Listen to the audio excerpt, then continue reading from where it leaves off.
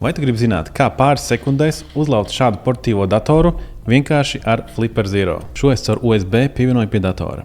Tagad man atliek nospiest tikai vienu pogu un skaties, kas notiek ekrānā. Atveras termināls, sāk rakstīties kodi un pēkšņi parādās melns ekrāns. Kas rakstīts? Tavs dators ir veiksmīgi uzlausts. Tad kā tieši es to dabūju gatavu? Ko šis aprāts dara? Šis patiesībā var strādāt tieši tāpat kā virtuāla klaviatūra.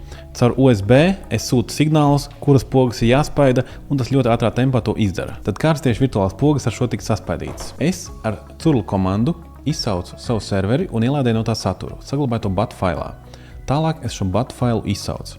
Un tas izdarīja visu nepieciešamo. Tātad ar dažām virtuālām pogu kombinācijām es varu ielādēt jebkāda apjoma kodu un vienkārši izsaukt to. Tas var instalēt failus, tas var atvērt sēdes durvis, tas var pārsūtīt datus uz ārēju serveri, tā ka man paliek pilna kontrola par datoru. Šo metodu sauc par Bad USB, un šajā Flipper Zero var saglabāt gan secību ar klaviatūras pogām, kas jāspiež, gan arī dažādas darbības ar peli. Bet šī pat nav trakākā lieta. Ir tāda lieta kā Bad USB kabelis.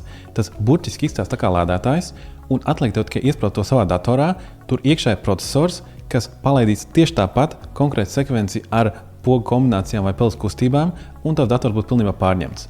Un tas maksā tikai $50.